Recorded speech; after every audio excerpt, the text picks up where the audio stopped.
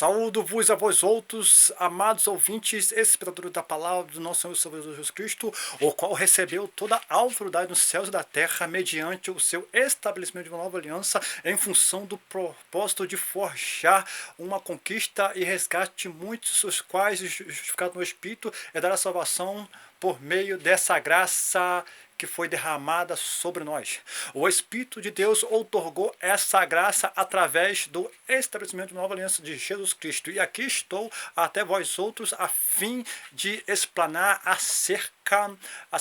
das Escrituras Sagradas, bem como até mesmo daquilo que se encontra em cerca da contestação dos fariseus, os quais, no âmbito de um ambiente desagradável, atribuiu aqueles feitos, aquela obra maravilhosa aos príncipes dos demônios. Quando levaram a um cego muito oprimido por demônios até Jesus Cristo, a fim de vê-lo liberto, curado e livre daquele perigo isento dos demônios, os fariseus observaram.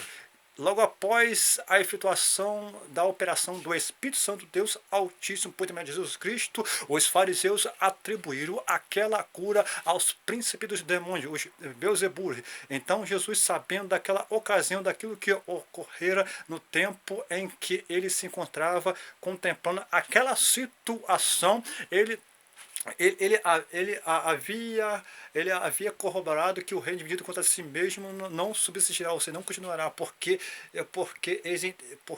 os fariseus entendiam que aquilo que foi atribuído ao príncipe do demônio não era o Espírito de Deus, e Jesus estava explicando que eles não teriam a salvação no tempo atual, nem no tempo do porvir, no tempo eminente nunca terão a salvação, nem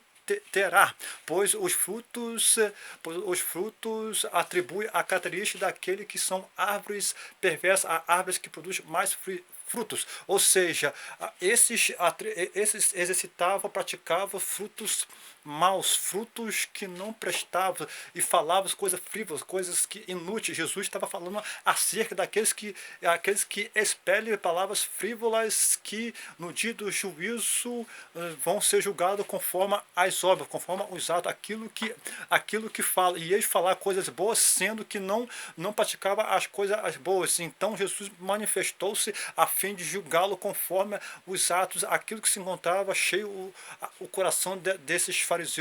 a raça eclesiástica da época, que tinha coração de víbora. E Jesus falou acerca dos ninivitas, os quais foram salvos por intermédio da pregação poderosíssima de Jonas, o profeta Jonas, o qual foi conduzido por Espírito de Deus até Nínive, capital da Síria, na época, através de um grande peixe ou baleia, como posso dizer assim. E toda aquela raça malvada, perversa, a raça bárbara chamada ninivitas, se arrependeram em razão da pregação do profeta Jonas, e eles todos morreram e foram destinados a um lugar por nome Seio de Abraão, no interior da terra, dividida por um vale que separa de um lugar de tormento, pois Jesus estava referindo o inferno no interior da terra, pois quando ele havia afirmado que no interior da terra ele ficaria 3 dias, como o profeta Jonas estava 3 dias no ventre de um grande peixe, ele estava referindo ao interior, literalmente, do globo terrestre, pois, portanto, ele não falou nada simbolizado, é uma coisa tão literal, tão real, que ele estava falando acerca do interior da terra. O inferno se encontra no interior da terra. Existe ensinamento teológico que afirma que quando Jesus morreu e ressuscitou, logo após ele ter pregado a palavra do Deus Altíssimo para os ninivitas, os quais receberam a salvação, bem como até mesmo para todos aqueles que morreram no dilúvio,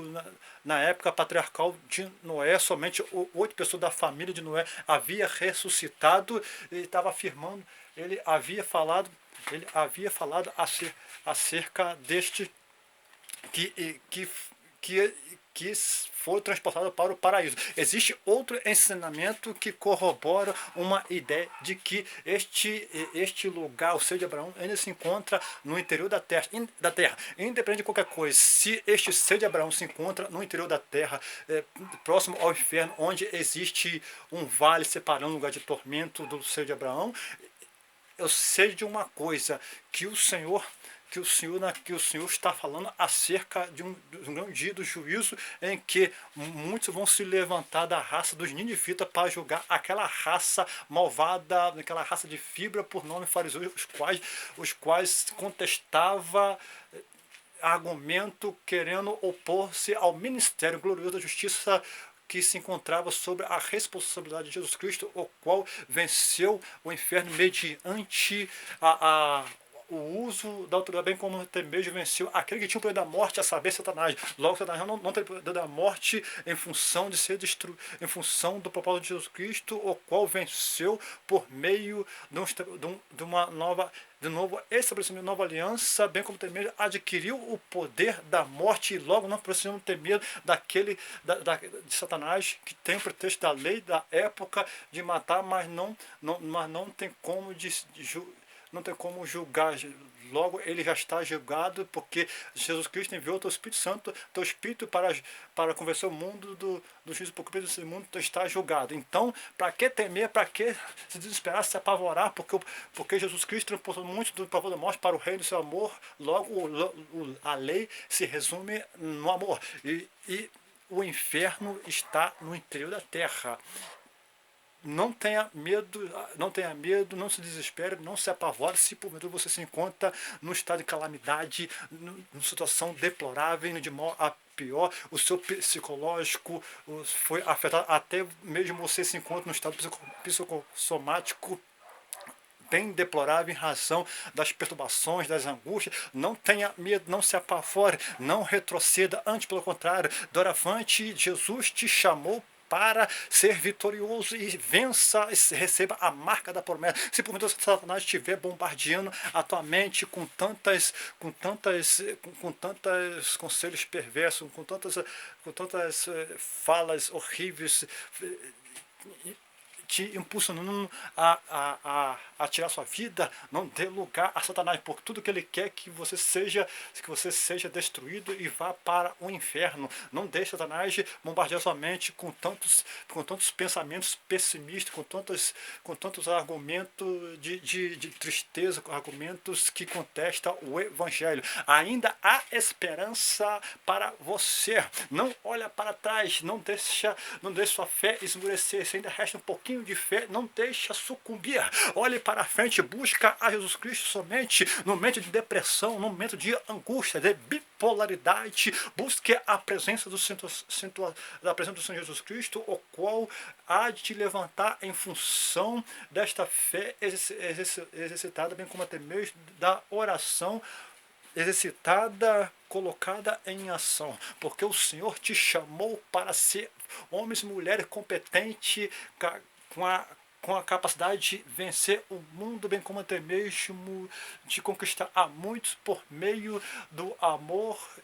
e da atitude da fé. Não olhe para trás, não deixe Satanás te vencer, não tire sua vida, resiste,